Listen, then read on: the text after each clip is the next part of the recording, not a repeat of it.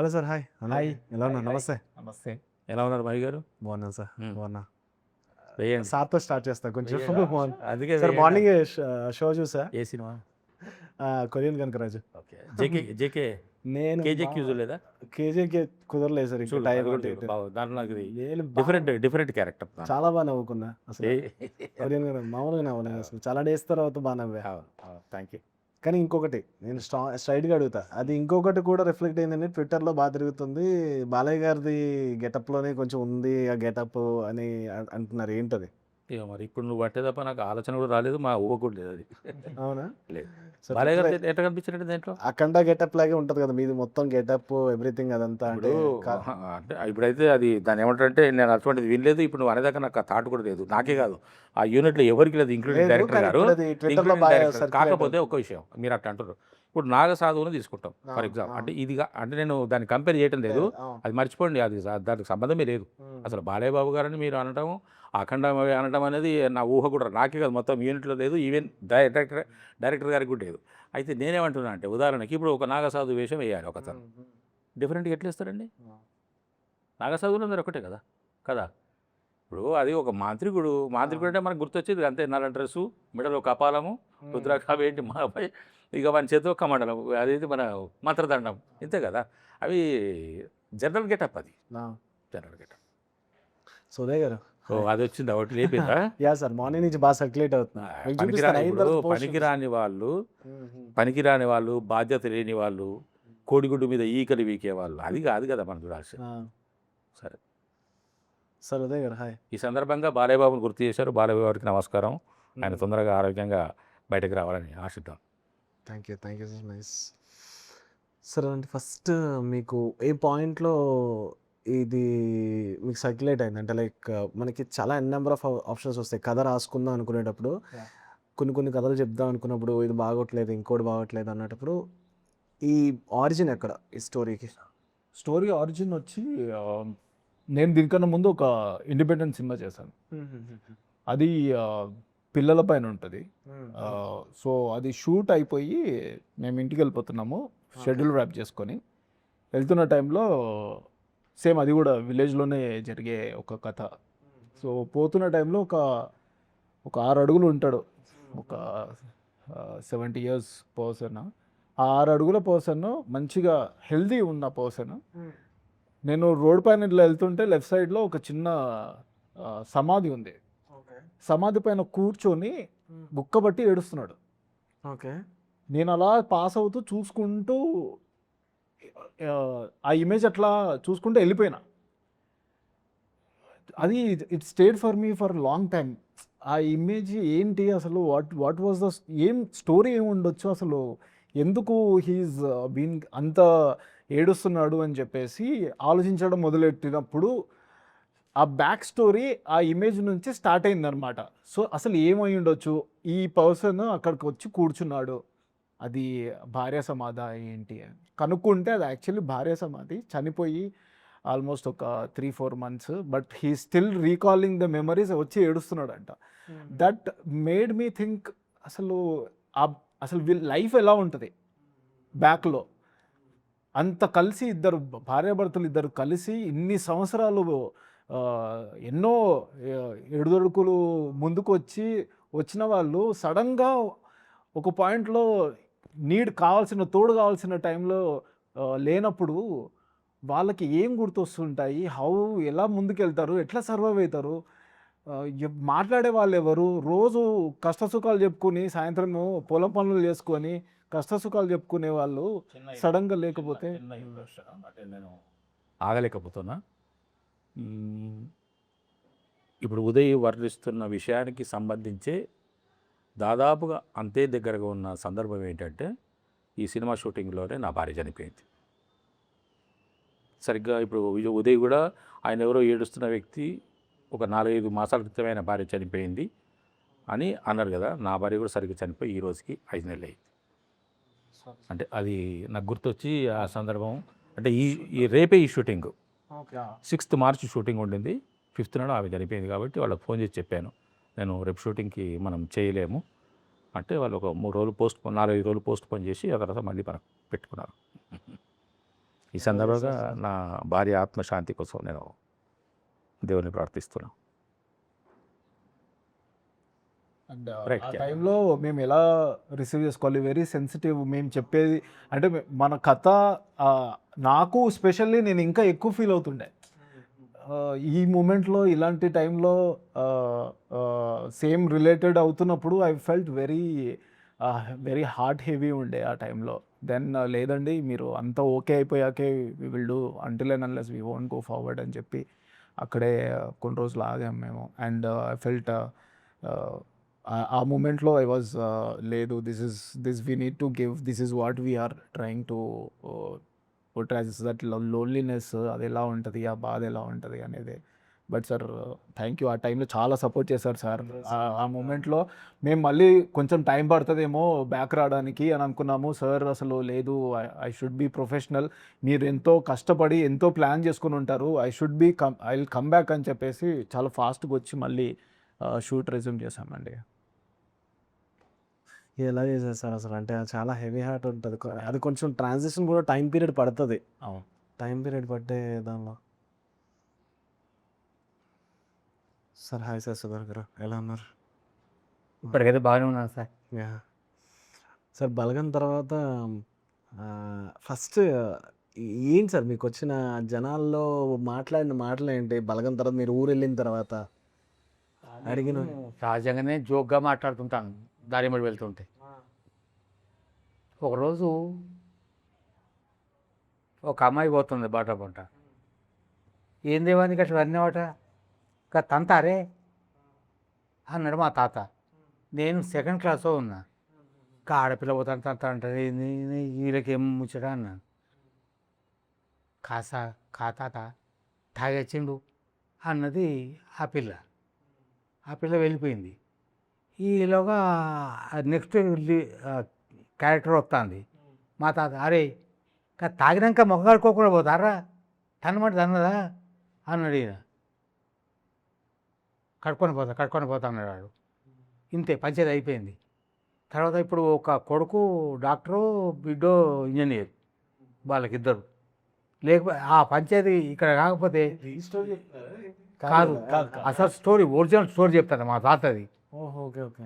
అట్లా పంచాయతీలు ఇప్పే మాటలతోటి ఆపేసేవాళ్ళు, పంచాయతీలు కాకుండా కోర్టు దాకా పోకుండా.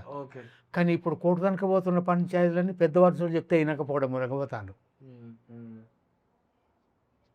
మీరు అడిగిన ప్రశ్నకు సమాధానం చెప్పినా లేకపోతే మళ్ళీ అడగండి. లేదు లేదు సార్, కరెక్ట్. కాదు, నాకు ఫస్ట్ ఇంట్రెస్టింగ్ పాయింట్ ఏంటంటే మొన్న రీసెంట్గా మా ఇంట్లో, నాకు కూడా తెలీదు, మా వాళ్ళు ఆర్డర్ పెట్టారు.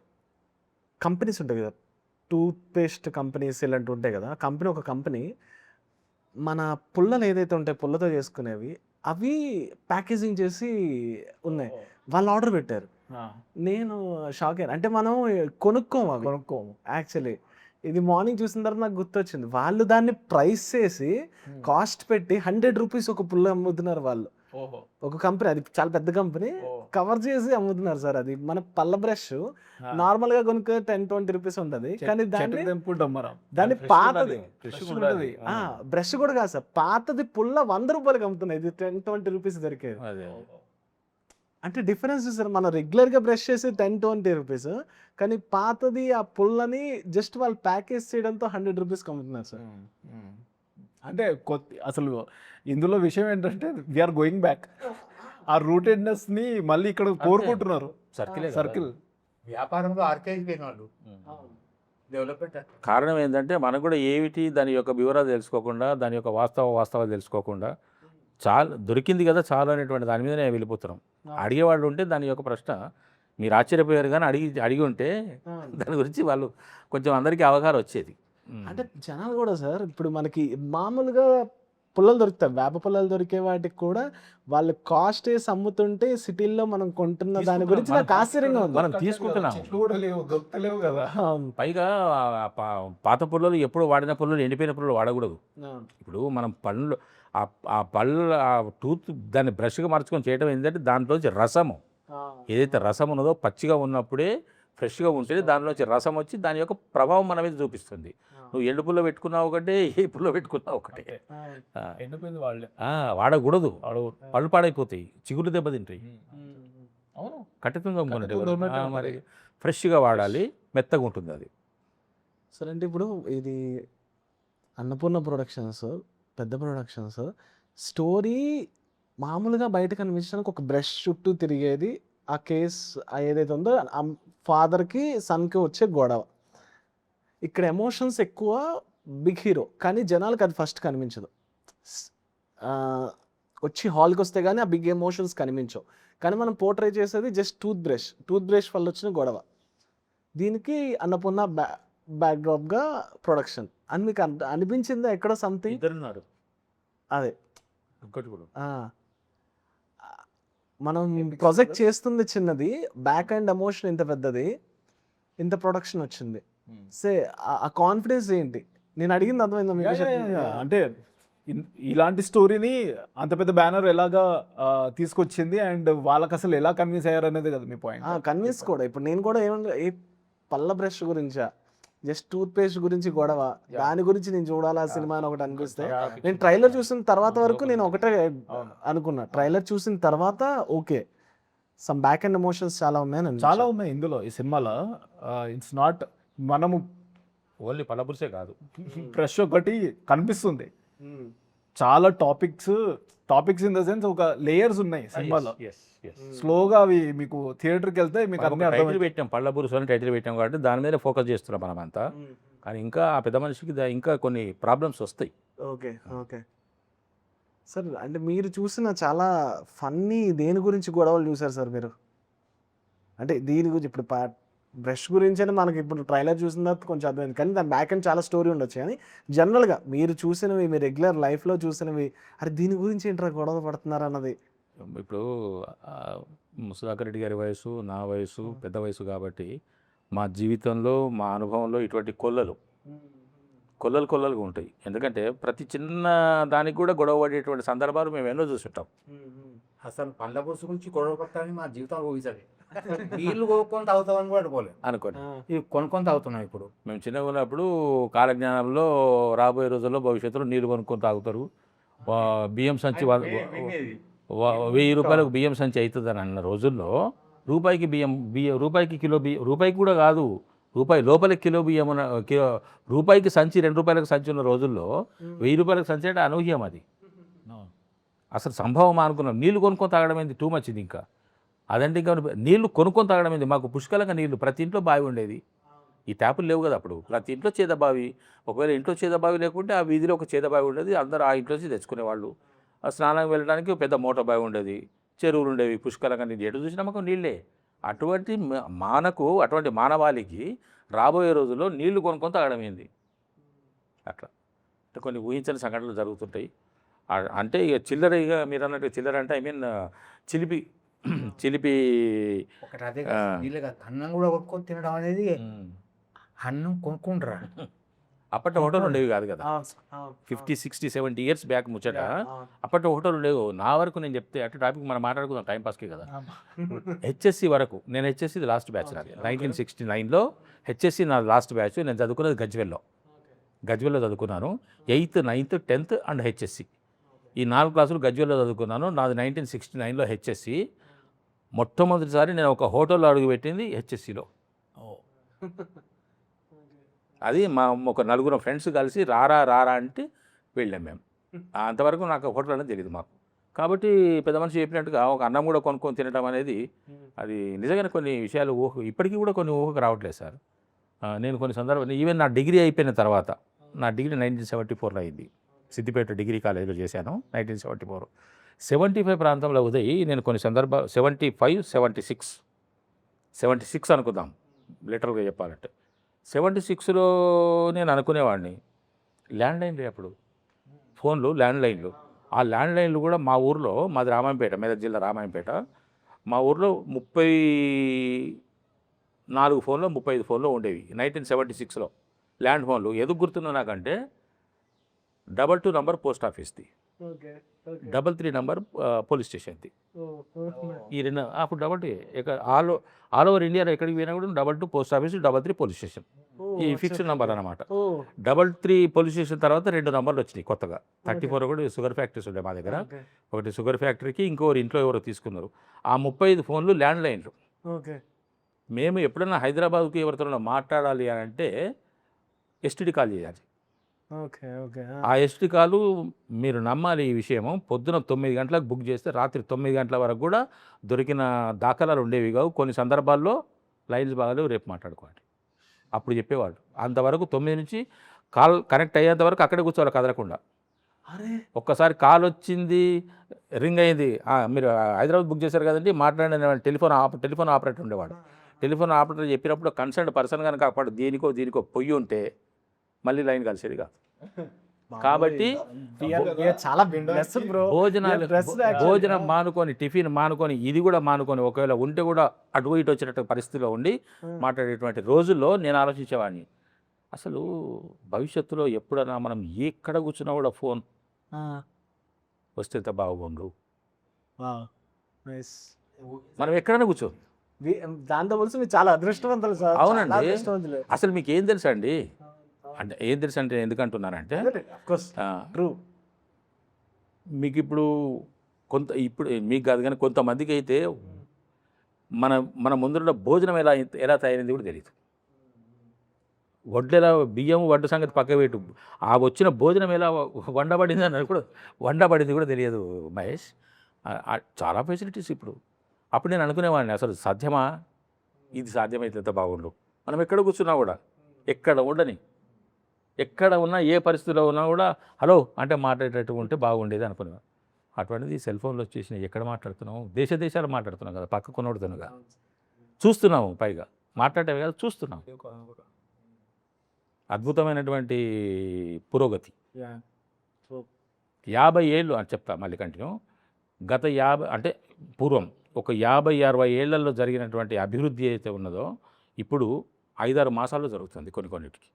అభివృద్ధి వస్తువులలో జరుగుతున్నది, కానీ మనుషుల బంధాల్లో అభివృద్ధి వ్యతిరేక. అది ఇంకా దాని గురించి ఇంకా నెక్స్ట్ లెవెల్ దాంట్లో. సరే, అయితే ఇప్పుడు లచ్చపేటలో జరిగిందన్నారు కదా ఇదంతా మొత్తం షూట్. నేను వేరే సినిమా ఒక డైరెక్టర్తో మాట్లాడినప్పుడు మెన్షన్ చేస్తే బాగుంది. లచ్చపేట మా స్వగ్రామం అని. సార్ మా స్వగ్రామమే కదా. అవును, దుబ్బాక సార్ది అక్కడ సార్. ఓకే. అయితే ఆయనతో మాట్లాడుతున్నప్పుడు ఆయన వేరే సినిమా తీశారు, చిన్న డైరెక్టర్, అయిపోయింది, రిలీజ్ అయిపోయింది. ఆయన విలేజ్లో షూట్ చేస్తున్నప్పుడు వాళ్ళలో ఒక ఇన్నోసెన్స్ ఉంటుంది, మీకు అబ్జర్వ్ చేస్తే. ఆ ఇన్నోసెన్స్ వాళ్ళు చాలా సీరియస్గానే మాట్లాడతారు. అది మనకు కామెడీ అనిపిస్తుంది కొన్ని సీన్స్. అది ఇప్పుడు మీ సినిమాలో ఎలా రిఫ్లెక్ట్ అవుతుందో తెలియదు, కానీ మీరు వర్కింగ్ చేసేటప్పుడు కొన్ని అనిపిస్తూ ఉంటాయి. అది మీకు ఈ షూట్ చేస్తున్నప్పుడు అలాంటివి ఏమి అనిపించాయి? నాకు ఆ వాతావరణం చాలా ఇష్టం. అంటే షూటింగ్ చేస్తున్నప్పుడు చాలా ఆర్టిఫిషియల్గా ఫీల్ అవ్వకూడదు.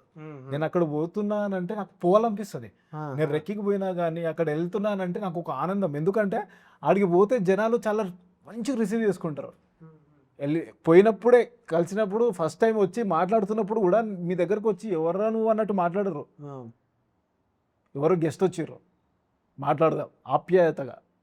అందుకనే నాకు ఈ ప్రాంతంలో ఇంకెక్కువ, అది చాలా ఎక్కువ ఆత్మీయత అనేది చాలా ఉంటుంది. అన్నోన్ పర్సన్ వచ్చినా కూడా శుభ్రంగా పలకరించి మర్యాద చేసి అతని యొక్క మంచి చెడ్డలు కనుక్కొని అతనికి కావాల్సిన పని చేసి పెట్టే నేచర్ ఇక్కడ ఉంది. తెలంగాణ ప్రాంతంలో సినిమా వాళ్ళకు ఇటువంటి ఇబ్బందులు కలగాయి. ఇక్కడ ప్రతి గ్రామంలోని వాళ్ళు అక్కడికక్కడికి నటులు కావాలంటే కూడా అందులోకెళ్ళి తయారు చేసుకోవచ్చు. వాళ్ళు చాలామంది దొరుకుతారు.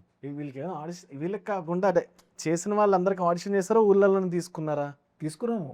అవునా? ఉన్నారు ఇన్ ద ఫిలిం. లచ్చాపేట ఊరు వాళ్ళు చాలా మంది ఉన్నారు in the film. Nice, interesting sir. It is like అక్కడ కథ. పెళ్లి జరిగింది కూడా లచ్చపేటనే కదా. పెళ్లి జరిగింది లచ్చపేటలోనే. పెళ్ళి అంటే నా కూతురు పెళ్ళి, సినిమాలో నా కూతురు పెళ్ళి జరిగింది లచ్చపేటలోనే. ఓకే.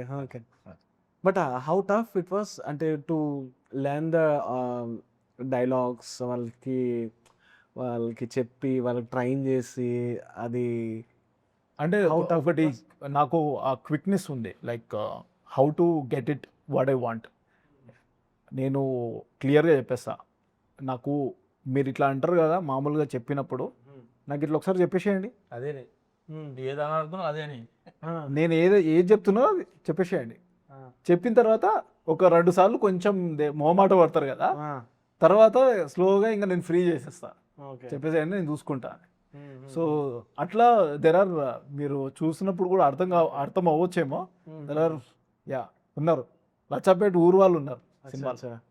నాకు సార్ కథ విన్నారా స్టార్టింగ్? వాట్ హీ ఫెల్ట్ అంటే ఆయన రియాక్షన్ ఏంటి? కథ విన్న తర్వాత హీ వాజ్ కథ చేయాలి అన్నారు, కథ చేయాలి అన్నారు, లేచారు. నేను చాలా ఆనందపడ్డా. లేచిన తర్వాత ఒక హగ్ ఇచ్చి చాలా బాగుంది చేద్దాము. చూసారు ఇప్పుడు సినిమా చూసారు నాగార్జున గారు? చూసారు, సినిమా చూసారు. Felt happy, he felt very happy. Satisfied. Yeah, మేమంతా కూర్చొని, నేను ఎడిటర్ సార్ కూర్చొని. మీరు అన్నపూర్ణ స్టూడెంట్ లేదు కదా? కాదు కాదు కంప్లీట్. Okay okay. అప్పుడున్న స్టూడెంట్ కాదు, నేను చదువుకుంది పూణేలో చదువుకున్నాను, సింబయోసిస్. అక్కడ మాస్ కమ్యూనికేషన్స్ మాస్టర్స్ చేసా. సో ఎడ్యుకేషన్ అంతా స్క్రీన్ ప్లే అండ్ డైరెక్షన్లోనే. మురళి గారు ఏంటి సార్ నెక్స్ట్ ఏంటేంటి ఏమొస్తున్నాయి మీకు చెప్పండి. అంటే నాకు తెలిసి ఈ సీజన్లో ఒక సినిమాలు 3 సినిమాలు ఉంటే 4 సినిమాలు ఉంటే ఆయన ఖచ్చితంగా ఏదో ఒక 1 or 2 సినిమాలు ఉంటారు. మొన్న జూలై 17కు 3 సినిమాలు రిలీజ్ అయినాయి ఒకటే రోజు. అదే ఇప్పుడు ఈ నెలలో 5 సినిమాలు రిలీజ్ అవుతున్నాయి. ఈ రోజు 2 అయినాయి. పళ్ళబురుసు మన 14 ఉంది. హ్యాపీ జర్నీ అని, నేను రెడీ అని, తెలుసు. ఆ 2 సినిమాలు ఈ నెలలో ప్లాన్ చేస్తున్నారు. సెప్టెంబర్లో 4 సినిమాలు రిలీజ్కున్నాయి. అంటే ఇవన్నీ రెడీగా ఉండి డేట్లు అనౌన్స్ చేసిన, అంటే డేట్లు ఇంకా అనౌన్స్ చేయలేదు, ప్లాన్ చేసుకుంటున్నారు సెప్టెంబర్లో. అక్టోబర్ వరకు నేను ఇదివరకు చేసిన సినిమాలన్నీ ఇప్పుడు అక్టోబర్ వరకు రిలీజ్ అవుతున్నాయి. ఇప్పుడు కొత్తగా 2 సినిమాలు ఈ నెలలో స్టార్ట్ అవుతున్నాయి. ఎవరితో ఇంకా చేయలేదు, పెద్ద స్టార్తో ఎవరితో చేయలేదు ఇంకా చెప్పండి. చేయాలనుకున్న స్టార్తో అంటే దాంట్లో కొన్ని ఇబ్బందులు ఉన్నాయి సార్. అంటే చేయాలనుకున్నారా, వచ్చాయా, అంటే అవుతున్నాయా? నాలాంటి వాళ్ళకి పెద్ద సినిమాలు కొంచెం ఇబ్బందికరం. ఇప్పుడు మేమేందంటే, ఇప్పుడు ఈ బ్యానర్ పెద్దదైనా, ప్రొడక్షన్ పెద్దదైనా, మాది చిన్న బడ్జెట్ సినిమా. మేము అనుకున్న టైంకి వెళ్ళిపోతాం, అనుకున్న టైంకి చేసేసుకుంటాం. ఈ పెద్ద సినిమాలు వాళ్ళ కోసం మనం అంతా ఖాళీ ఉంచుకుంటే షెడ్యూల్లే షిఫ్ట్ అయిపోతుంటాయి. 10 రోజులు బ్లాక్ చేసి పెడతారు. ఫర్ ఎగ్జాంపుల్ చెప్తున్నా, అంటే చెప్పక తప్పదు, ఇది అవసరం. 10 రోజులు బ్లాక్ చేసి పెడతారు. ఎప్పుడో 3 నెలల ముందో 4 నెలల ముందో. ఆ 10 రోజులకు 2 రోజులు అటు 2 రోజులు ఇటు మనము బఫర్ కిందకి పెట్టుకుంటాము. తీరా దగ్గరికి వచ్చినాక ఆ టైంలో వేరే సినిమా వాళ్ళు అడుగుతుంటారు. ఇది ఉన్నది కదా సినిమా అని చెప్పి మనం డేట్లు ఇవ్వము. ఆ తర్వాత ఇది క్యాన్సిల్ అయిపోతుంది. మనకు అది పోతుంది, ఎక్స్పెక్ట్ చేసిన ఇది పోతుంది. అట్ట జరుగుతున్నది. చేయకపోవడం అంటే ప్రతి వాళ్ళతో చేయాలనే ఉంటుంది, కానీ పరిస్థితులు అనుకుని ఉండవు. పెద్ద సినిమాకి పరిస్థితులు అనుకుని ఉండవు. పెద్ద సినిమా చేసేవాళ్ళు చిన్న సినిమా చేయకుండా ఉంటే వాళ్ళకి అది సరిపోతుంది సార్.